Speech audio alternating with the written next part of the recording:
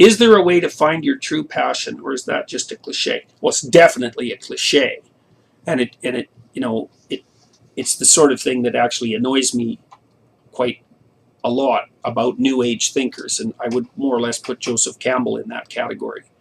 I think you can find what compels you and what might enable you to live in a high quality manner despite the suffering that's associated with life. I think you can discover that, and I think part of the way you discover that is by watching yourself and learning when it is that you're meaningfully engaged. You have to notice that.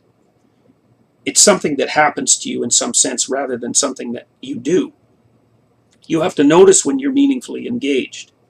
And then you have to work to expand the amount of time that you spend in that state. But I would also say that there are moral requirements that go along with that too, because you might say, well, what if you happen to be the sort of person, for example, who finds torturing small animals meaningfully engaging?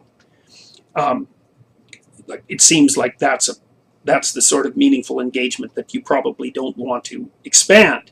So I would say that if you're going to set up your life so that you maximize your meaningful engagement, there's a number of other things that you have to do at the same time. And one of those is that you have to get very clear about who you are and what you're doing. And so, although this would be grounds for a much longer discussion, I think that one of the things that you have to do if you're going to attempt to maximize meaningful engagement is that you also have to do such things as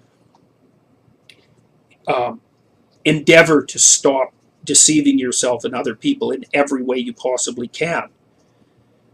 And part of the reason for that is that if you engage in deception of any sort, you pathologize the structure, well, first the structure of your being, but you could say you pathologize the structure of your nervous system, and then you can't trust its reports.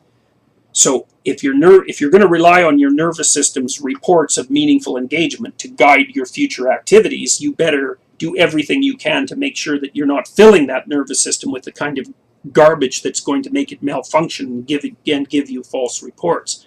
So I think that moving towards meaningful engagement has to be associated with making truth your highest value, because otherwise you can't trust yourself as your own guide.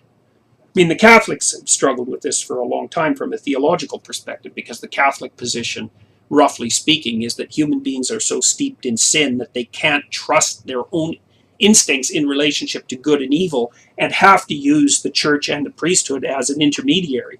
And, you can obviously have an argument about that, and of course Protestants have historically done that, but you got to give the Catholics their due. It's like people aren't pure by nature and only trammeled in their vision by sociological impediments. They're also corrupt beyond belief individually and have to use society as a source of value. So if you're going to personalize your life in some sense, you better act in a manner that makes you a reliable guide.